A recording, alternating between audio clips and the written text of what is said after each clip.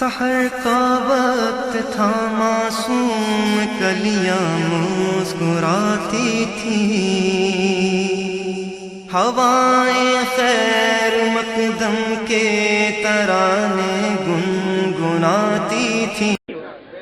اس لیے میرے دوستو، آپ ان وہابیوں کے چکر میں نہ آئیں۔ ان وہابیوں کے تو ایسے بڑے اعتراضات ہیں ہمارے اوپر، لیکن ضروری نہیں کہ ہم ان کے سارے سوالوں کا جواب دے دیں۔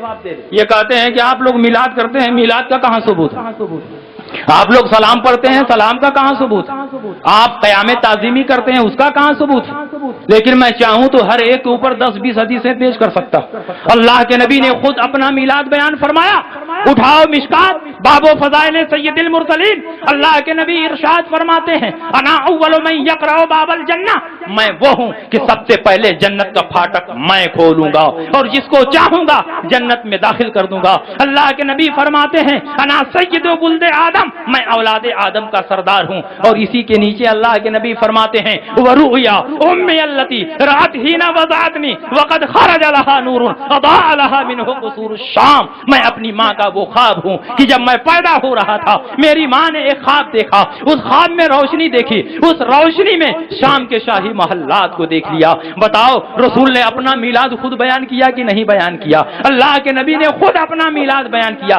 جب نبی خود اپنی پیدائش بیان کر رہے ہیں، اپنا میلاد بیان کر رہے ہیں، تو میلاد شرک کیسے ہو سکتا ہے؟ میلاد بدعت کیسے ہو سکتا ہے؟ یہ کہتے ہیں کہ یہ تو 1 منٹ کا میلاد ہوا، آپ لوگ تو رات رات بھر کا میلاد کرتے ہیں۔ میں کہتا ہوں اللہ کے نبی سید عالم صلی اللہ علیہ وسلم کے صحابہ پر نبوت کی روشنی ڈائریکٹ پڑتی تھی، ان کی روحانیت کامل و مکمل تھی، اس لیے ان کو لمبے میلاد کی ضرورت نہیں تھی۔ ہمارا زمانہ عہد رسالت سے بہت دور ہے اور نبوت کی روشنی بہت سارے واسطوں سے ہم تک آ رہی ہے، اس لیے ہماری روحانیت بھوکی ہے، ہماری روحانیت پیاسی ہے، اس لیے ہم کو لمبے ذکر کی ضرورت ہے، لمبے میلاد کی ضرورت ہے۔ یہ کہتے ہیں چلیے صاحب میلاد کے جواز کو اگر تسلیم کر لیا جائے تو یہ بتائیے کہ کھڑے ہو کر صلاۃ و سلام پڑھنا کہاں جائز ہے؟ آپ میلاد میں قیام تعظیمی کرتے ہیں، اس کا کہاں ثبوت ہے؟ میں کہتا ہوں قیام تعظیمی کا 1-2 نہیں 25 حدیثوں میں ثبوت موجود ہے۔ اللہ کے نبی جب صحابہ کے درمیان تشریف لاتے، صحابہ نبی کی تعظیم میں کھڑے ہو جاتے۔ یہ کھڑے ہونا یہی تو قیام تعظیمی ہے۔ اور پہلے سے اگر حضور صحابہ کے درمیان بیٹھے ہوتے اور اپنے حجرے میں جانے کا ارادہ فرماتے تو جیسے ہی سرکار کھڑے ہوتے سارے صحابہ نبی کی تعظیم میں کھڑے ہو جاتے، اور جب تک سرکار اپنے حجرے میں نہیں چلے جاتے اس وقت تک صحابہ کھڑے رہتے۔ اللہ کے نبی سید عالم صلی اللہ علیہ وسلم جب حضرت فاطمہ الزہرا کے گھر تشریف لے جاتے، نبی اپنے باپ کی تعظیم میں کھڑی ہو جاتی اور نبی کے دست مبارک کو بوسہ دیتی، خاص اپنے بستر پر بٹھاتی۔ اور جب حضرت فاطمہ نبی کی خدمت میں حاضر ہوتی تو سرکار اپنی بیٹی کی تعظیم میں کھڑے ہو جاتے اور ان کی پیشانی کو بوسہ دیتے، خاص اپنے بستر پر بٹھاتے۔ نبی بیٹی کی تعظیم میں کھڑے ہو رہے ہیں، بیٹی نبی کی تعظیم میں کھڑی ہو رہی ہیں، صحابہ سرکار کی تعظیم میں کھڑے ہو رہے ہیں۔ حضرت سعد ابن معاذ جب انصار کے قبیلے میں تشریف لائے، اللہ کے نبی نے فرمایا قوموا الی سیدکم، اپنے سردار کی تعظیم میں کھڑے ہو جاؤ۔ سارے صحابہ تعظیم میں کھڑے ہو گئے۔ قیام تعظیمی پر اس سے زیادہ اور کیا ثبوت ہونا چاہیے؟ میں کہتا ہوں تم ایک بھی حدیث پیش کر دو جس سے یہ ثابت ہو کہ تعظیم میں کھڑا ہونا ناجائز و حرام ہے، پوری وہابیت ناک رگڑ ڈالے گی، لیکن حدیث کے دفتر میں سے ایک بھی حدیث وہ دکھا نہیں سکتی جس سے قیام تعظیمی کا ناجائز ہونا ثابت ہوتا ہو۔ میں کہنا چاہتا ہوں جب قیام تعظیمی جائز ہے تو چاہے میلاد میں قیام تعظیمی کیا جائے یا میلاد کے باہر کیا جائے، جو چیز جائز ہے وہ ہر جگہ جائز رہے گی۔ یہ کہتے ہیں آپ لوگ کھڑے ہو کر صلاۃ و سلام پڑھتے ہیں، قیام تعظیمی کے ساتھ صلاۃ و سلام پڑھنا یہ کہاں جائز ہے؟ میں کہتا ہوں صلاۃ و سلام پڑھنا جائز ہے، چاہے کھڑے ہو کر پڑھے یا بیٹھ کر پڑھیں، کیونکہ اللہ نے مطلق صلاۃ و سلام پڑھنے کا حکم دیا ہے۔ یا ایھا الذین آمنوا صلوا علیہ وسلموا تسلیما، اے ایمان والو نبی پر درود بھیجو اور سلام بھیجو۔ اس آیت کریمہ میں درود و سلام کا حکم ہے، لیکن کھڑے ہو کر اور بیٹھنے کا حکم نہیں ہے، اس کو مقید نہیں کیا گیا ہے، اس کو مطلق رکھا گیا ہے، اور مطلق کو اس کے اطلاق پر رکھا جاتا ہے۔ پتہ چلا بیٹھ کر نبی پر درود و सलाम भेजे तो भी जायज है, खड़े होकर दरूद व सलाम भेजे तो भी जायज है। इसलिए नमाज में हम बैठकर दरूद व सलाम भेजते हैं और मिलाद में खड़े होकर दरूद व सलाम भेजते हैं। तुम अगर बजीद हो कि नहीं साहब खड़े होकर सलातो सलाम पढ़ने पर एक खास दलील चाहिए तब हम मानेंगे, तो आओ बुखारी और मुस्लिम सिहाह सित्ता की दूसरी हदीसें उठाओ, उससे ये साबित हो जाएगा कि खास खड़े होकर नबी पर दरूद व सलाम भेजना और पढ़ना जायज है। जब हाजी हज करने जाता है और तवाफ करता है तो उसे मुख्तलिफ दुआएं बताई जाती हैं कि रुकने शामी के पास जाओ तो ये दुआ पढ़ो, रुकने यमानी के पास जाओ तो ये दुआ पढ़ो, हजर अस्वद के पास जाओ तो ये दुआ पढ़ो, और जब मीज़ाबे रहमत के पास जाओ तो कौन सी दुआ पढ़ने का हुक्म है? अल्लाह के नबी इरशाद फरमाते हैं तुम ये दुआ पढ़ो, अल्लाहुम्मा अज़िल्लनी तहता ज़िल्ले अर्शिका यौम ला ज़िल्ला इल्ला ज़िल्लुक वला बाक़िया इल्ला वजहुक वस्क़नी मिन हौज़े नबिय्यका मुहम्मदिन सल्लल्लाहु अलैहि वसल्लम शरबतन हनीयतन ला अज़माउ बादहा अबदा। ऐ अल्लाह उस दिन तू अपने अर्श का साया अता फरमा जिस दिन कोई साया न होगा सिवाय तेरे अर्श के, कोई जात नहीं होगी सिवाय तेरी जात के, और अपने नबी मोहम्मद सल्लल्लाहु अलैहि वसल्लम के हौज़े कौसर से एक ऐसा जाम अता फरमा कि एक मर्तबा पी लेने के बाद कभी प्यास न लगे। इस हदीस में वस्क़नी मिन हौज़े नबी का मुहम्मदिन के बाद साफ साफ लिखा हुआ है सल्लल्लाहु अलैहि वसल्लम। ये सल्लल्लाहु अलैहि वसल्लम क्या है? नबी पर दरूद भी है और नबी पर सलाम भी है। और कब ये दरूद और सलाम पढ़ा जा रहा है?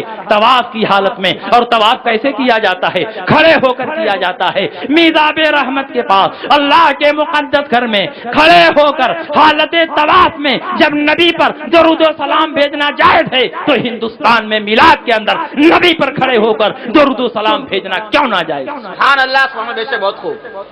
ये कहते हैं कि आप लोग फातिहा पढ़ते हैं, आप लोग फातिहा करते हैं, तो फातिहा का कहां सबूत? साहबे कराम तो फातिहा नहीं करते थे, सामने खाना नहीं रखते थे।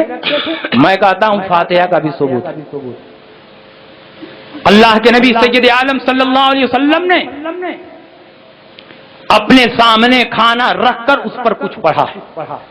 हजरत अनस रजी अल्लाह ताला अन्हु फरमाते हैं कि मेरी माँ ने हुजूर अलैहि सलाम की खिदमत में कुछ खाना पेश किया जिसमें घी, खजूरें और दही को मिला दिया गया था। अल्लाह के नबी ने उस पर कुछ पढ़ा। अब हुजूर अलैहि सलाम जब पढ़ेंगे तो क्या पढ़ेंगे? गीता पढ़ेंगे, रामायण पढ़ेंगे, हुजूर अलैहि सलाम कुरान पढ़ेंगे, दुआएं पढ़ेंगे, कुछ जिक्र अज़कार पढ़ेंगे। तो खाना पर अल्लाह की आयतों को पढ़ना, अल्लाह के जिक्र को पढ़ना, ये नबी से साबित हुआ। लिहाजा हम भी सामने खाना रखकर अगर उस पर कुछ आयतें पढ़ते हैं तो ये नाजायज़ व हराम नहीं है, क्योंकि ये हदीस उसके लिए मुजव्विज़ है, उस हदीस को जायज़ कर रही। अल्लाह के नबी ने उसके बाद फरमाया, ऐ अनस इब्न मालिक तुम ये खाना उठाओ और अपने घर ले जाओ। अल्लाह के नबी ने उस पर कुछ पढ़ने के बाद 10 सहाबा को बुलाया, आते जाओ खाते जाओ, आते जाओ खाते जाओ। 300 सहाबे किराम थे, 10 की टोली में आते रहे और उसी प्याले से निकाल कर खाते रहे। 300 सहाबे किराम शिकम सैर हो गए। तो उसके बाद अल्लाह के नबी ने फरमाया, ऐ अनस इब्न मालिक अब ये प्याला उठाओ अपने घर ले जाओ। अनस इब्न मालिक फरमाते हैं, जब प्याला मैं उठाया तो मैं ये देखकर हैरान रह गया कि 300 सहाबा के खाने के बाद भी वो प्याला खाने से लबालब भरा हुआ था, जर्रा बराबर उस प्याले में कोई कमी नहीं। सुभान अल्लाह, सुभान अल्लाह। खाना सामने रखकर पढ़ना साबित हुआ कि नहीं? और फातिहा ये है क्या? ये नादान क्या जाने फातिहा क्या? फातिहा इसाले सवाब की एक किस्म है, यानी कुछ आयतें पढ़कर मुर्दों को सवाब पहुंचाना। इसाले सवाब की एक किस्म है और जिंदों के लिए ये जायज है कि अपने नेक अमल का सवाब मुर्दों को पहुंचाए, और ऐसा बेशुमार हदीसों से साबित है। आप किताबुल अज़ाही उठाकर देखें, अल्लाह के नबी जब बकरीद के दिन कुर्बानी करते थे तो अगर एक जानवर की कुर्बानी करते तो अल्लाह के नबी फरमाते, ऐ अल्लाह ये कुर्बानी मेरी तरफ से اور میری امت کے ان افراد کی طرف سے جنہوں نے قربانی نہیں کی۔ تو اگر امت کو ثواب نہیں پہنچتا تو اللہ کے نبی اس قربانی میں اپنی امت کو کیوں شریک فرماتے؟ اور جب دو جانور کی قربانی کرتے تو ایک جانور کے بارے میں فرماتے اے اللہ یہ میری طرف سے ہے اور یہ جانور میری امت کے ان افراد کی طرف سے ہے جنہوں نے قربانی نہیں کی ہے۔ اگر امت کو ثواب پہنچانا مقصود نہ ہوتا تو اللہ کے نبی جانوروں کی قربانی میں اپنی امت کو شریک نہ فرماتے۔ ابو داؤد ابن ماجہ نسائی کی حدیث ہے، اللہ کے نبی کی خدمت میں ایک عورت حاضر ہوئی، ان امراتم من جہینتا جاءت الى النبی صلی اللہ علیہ وسلم وقالت یا رسول اللہ ان امی نظرت ان تحج فلم تحج حتى ماتت افاحج عنها قال حجی عنها۔ ایک عورت نبی کی خدمت میں حاضر ہوئی جو قبیلہ جہینہ سے تعلق رکھتی تھی اور فرمایا یا رسول اللہ میری ماں نے نظر مانی تھی کہ وہ حج کریں گی لیکن میری ماں کا انتقال ہو چکا ہے، تو کیا میں اپنی ماں کی طرف سے حج کر لوں؟ ان کو ثواب پہنچ جائے گا؟ اللہ کے نبی نے فرمایا حجی عنہا، حج کر لے ان کو ثواب پہنچ جائے گا۔ ایک دوسری حدیث، ایک عورت نبی کی خدمت میں حاضر ہوئی جن کا تعلق قبیلہ خثعم سے تھا، ان امرأة من خثعم جاءت الى النبی صلی اللہ علیہ وسلم وقالت یا رسول اللہ ان فریضۃ اللہ ادرکت ابی شیخا کبیرا لا يثبت على الراحلہ افاحج عنہ قال حجی عنہ وذلك فی حجۃ الوداع۔ ایک عورت نبی کی خدمت میں حاضر ہوئی، عرض کیا یا رسول اللہ میرے باپ کے اوپر اس وقت حج فرض ہوا جب بالکل بوڑھے ہو چکے تھے، وہ سواری پر سوار نہیں ہو سکتے، تو کیا میں اپنے باپ کی طرف سے حج کر لوں؟ میرے باپ کو اس کا ثواب مل جائے گا؟ اللہ کے نبی نے فرمایا حج کر لے، ثواب مل جائے گا۔ حج لڑکی کر رہی ہے، ثواب ماں کو مل رہا ہے، حج لڑکی کر رہی ہے، ثواب باپ کو مل رہا ہے، اور تم کہتے ہو زندوں کے عمل کا ثواب مردوں کو نہیں پہنچتا، اس لیے ایصال ثواب بیکار ہے۔ تمہارا کہنا بھی ٹھیک ہے، ثواب پہنچتا بھی ہے اور ثواب نہیں بھی پہنچتا ہے، یہ مردوں پر ڈیپینڈ کرتا ہے کہ مردہ کیسا ہے۔ اگر مردہ مسلمان ہو تو ثواب پہنچتا ہے، مردہ مسلمان نہ ہو تو ثواب نہیں پہنچتا ہے۔ اس کا ثبوت یہ ہے، ابو داؤد کی حدیث ہے، حضرت عمرو بن العاص نبی کی خدمت میں حاضر ہوئے اور کہا یا رسول اللہ میرا باپ عاص ابن وائل مر گیا، اور اے اللہ کے نبی آپ کو تو معلوم ہے کہ میرا باپ پوری زندگی آپ کی تکذیب کرتا رہا، آپ سے ٹکر لیتا رہا، جنگوں میں آپ سے لڑتا رہا، ایمان نہیں لایا، مشرک تھا، شرک اور کفر پر مرا، لیکن جب مرنے لگا تو اس نے مجھ کو بلا کر میرے بھائی کو بلا کر یہ وصیت کی کہ تم دونوں میری طرف سے 50 غلام آزاد کر دینا۔ محمد کی باتیں کہیں آخرت میں سچی نکل گئی تو بچنے کے لیے کچھ تو ہونا چاہیے۔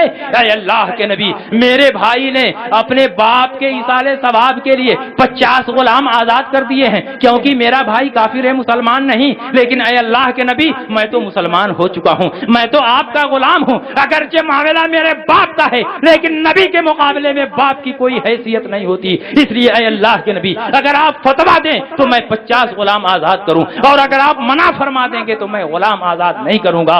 اللہ کے نبی کے الفاظ سنو، فیصلہ ہو جائے گا کہ ثواب پہنچتا بھی ہے اور ثواب نہیں پہنچتا ہے۔ اللہ کے نبی فرماتے ہیں لو کان مسلمن فعاتقت من ہو او تصدقت من ہو او حججت من ہو بلغہ ذلک، اگر وہ مسلمان ہوتا اور تم اس کی طرف سے غلام آزاد کرتے، تم اس کی طرف سے صدقہ و خیرات کرتے، تم اس کی طرف سے نفلی حج کرتے، اس کو ثواب پہنچتا۔ مسلمان ہوتا تو ثواب پہنچتا، لیکن تیرا باپ مسلمان نہیں تھا اسی لیے ثواب نہیں پہنچے گا۔ جو کہتے ہیں ثواب نہیں پہنچتا ہے وہ ٹھیک ہی کرتے ہیں، ان کے باپ دادا ایسے ہی ہیں کہ ان کو ثواب نہ پہنچے، یہ مردہ نہیں کٹ مردہ ہے، اس لیے ان کو ثواب نہیں پہنچے گا۔ اور ہمارے مردے نبی کی محبت میں مرے ہیں، نبی کے عشق میں مرے ہیں، نبی کی غلامی کا پٹا اپنے گلے میں ڈال کر لے گئے ہیں، ان کے سینوں میں نبی کی محبت کا چراغ جل رہا ہے، اس لیے جب ہمارے مردوں کو ثواب پہنچایا جائے گا تو ثواب پہنچے گا۔ ثواب پہنچتا بھی ہے اور ثواب نہیں بھی پہنچتا ہے، یہ مردوں پر ڈیپینڈ کرتا ہے کہ مردہ کیسا ہے۔ اگر مردہ مسلمان ہے تو ثواب پہنچے گا، مردہ کافر ہے تو ثواب نہیں پہنچے گا۔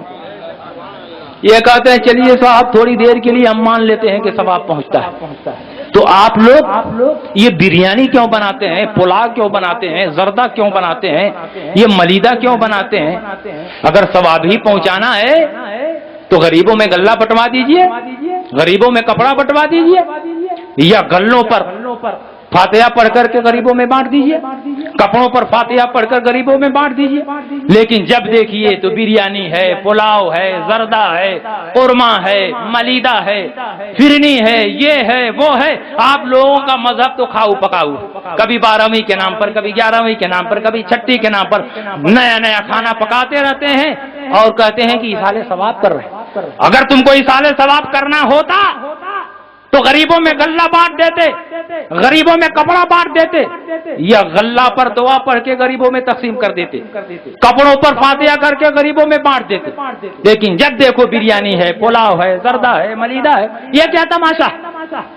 کیوں نہیں تم غلوں پر فاتحہ کرتے؟ میں کہتا ہوں ہم آپ کے اوپر احسان کرتے ہیں، آپ کے اوپر رعایت کر رہے ہیں، کیونکہ ہم نے دیکھا کہ جب مرغا اور ملیدہ پر فاتحہ کر دیا تو مرغا ملیدہ کے لیے آپ ترس گئے، جب زردہ پر فاتحہ کر دیا زردہ کے لیے آپ ترس گئے، جب بریانی پر فاتحہ کر دیا بریانی سے آپ محروم ہو گئے. اب زیادہ تاؤ دلائیں گے تو مبارک پور کے غلہ گودانوں میں گھس کر تمام غلوں پر فاتحہ پڑھ دیں گے اور مفت لال کی فیکٹری میں گھس کر تمام کپڑوں پر فاتحہ پڑھ دیں گے. آپ ایک ایک دانے سے محروم ہو جائیں گے اور ایک ایک چٹ کپڑے سے محروم ہو جائیں گے. روڈ پر بھوکے اور ننگے نظر آئیں گے. کیا کھائیں گے؟ کوا کے علاوہ تو کوئی چیز ملے گی نہیں. کوا ہی پر ہم لوگ فاتحہ نہیں کرتے، باقی تمام چیزوں پر فاتحہ کر دیتے. ایک صاحب نے مجھ سے پوچھا کہ مفتی صاحب بتائیے کہ کیا بات ہے کہ یہ دیوبندی لوگ، وہابی لوگ جن کھانوں پر فاتحہ کر دیا جاتا ہے وہ نہیں کھاتے. میں نے کہا بھائی یہ تو انہی سے پوچھنا چاہیے، ان کا پرسنل میٹر ہے، کسی کی ذاتی زندگی میں دخل اور انٹرفیئر نہیں کرنا چاہیے، انہی سے پوچھو. اس نے کہا نہیں ان سے تو نہیں پوچھیں گے، آپ بتائیے آپ کو معلوم. میں نے کہا انہی سے پوچھو. کہا نہیں آپ بتائیے. میں نے کہا میں بتاؤں گا نہیں، صرف ایک حدیث پڑھ دیتا ہوں، بخاری کی حدیث. بے عشق محمد جو پڑھاتے ہیں بخاری، آتا ہے بخار، ان کو بخاری نہیں آتی. اسی بخاری سے ایک حدیث پڑھ دیتا ہوں اور جواب سمجھنا تمہارا کام. اس نے کہا ٹھیک ہے آپ حدیث بتائیے. میں نے کہا اللہ کے نبی نے ارشاد فرمایا ان الشیطان یستحل الطعام الا یذکر اسم اللہ علیہ.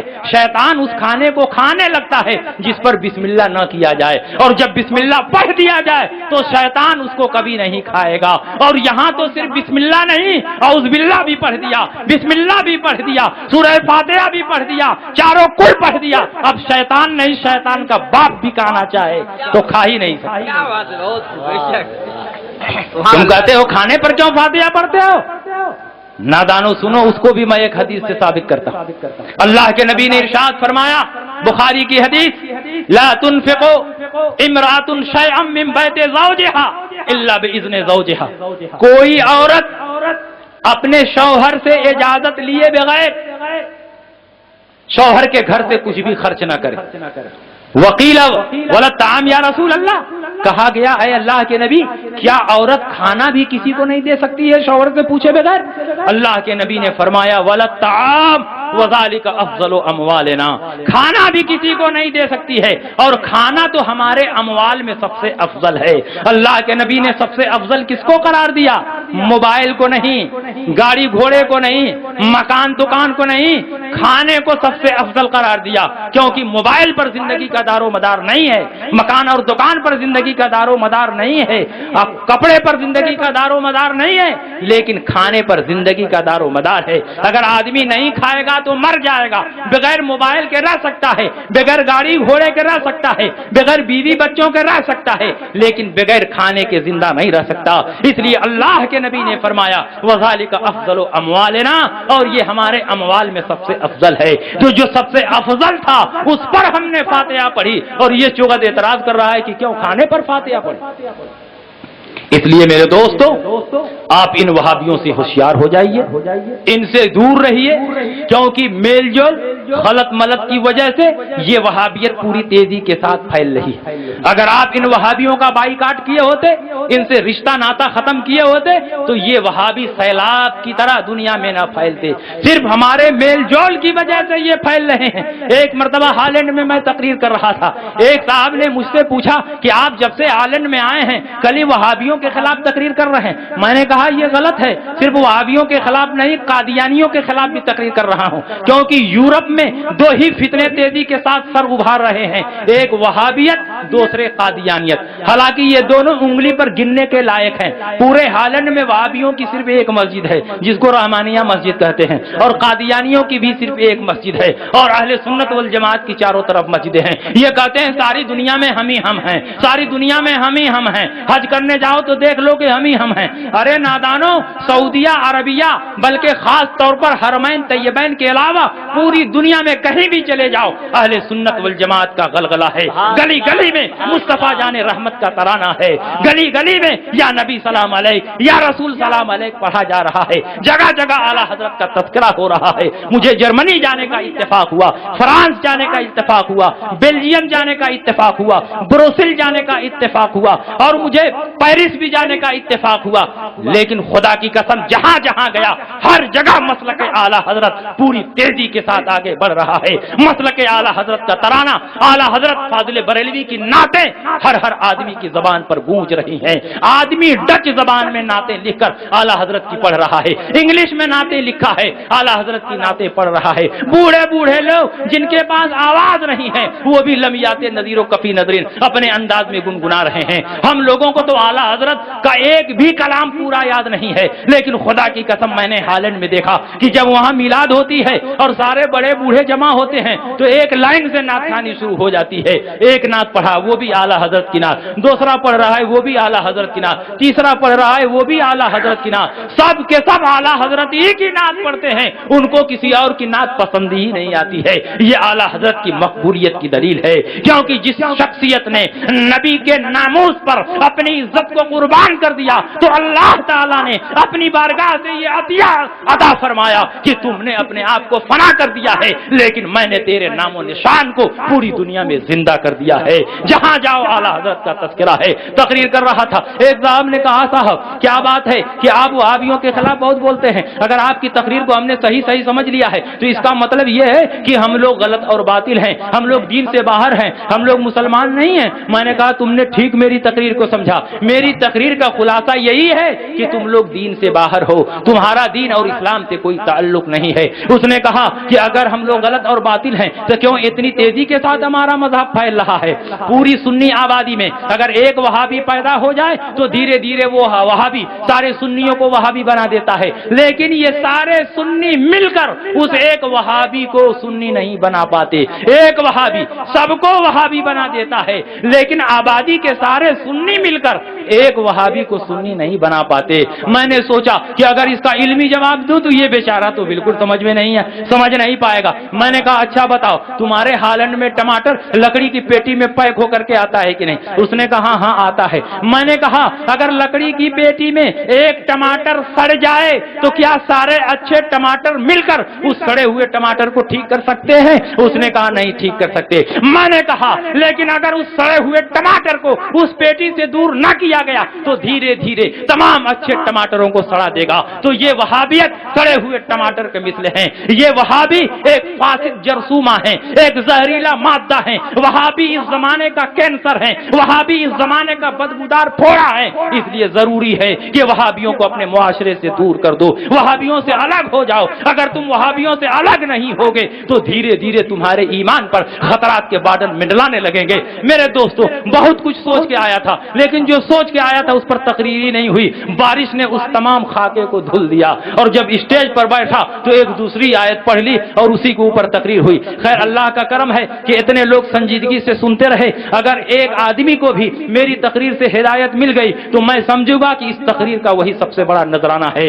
اللہ رب العزت میری تقریر پر اور ان تمام حدیثوں پر جو کچھ بیان کیا گیا اس پر عمل کی توفیق عطا فرمائے. مسلک اعلیٰ حضرت پر مضبوطی سے قائم و دائم رکھے, کیونکہ یہی مسلک انسانوں کو نجات دے سکتا ہے, یہی مسلک مسلمانوں کو جنت میں پہنچا سکتا ہے. لحد میں عشق رخے شاہ کا داغ لے کے چلے, اندھیری رات سنی تھی چراغ لے کے چلے, تیرے غلاموں کا نقش قدم ہے راہ خدا, وہ کیا بہت سکے جو یہ سراغ لے کے چلے. وآخر دعوانا ان الحمدللہ رب العالمین وما علینا الا البلاغ. السلام علیکم. یا رسول اللہ یا رسول اللہ یا رسول اللہ یا رسول اللہ یا حبیب اللہ یا حبیب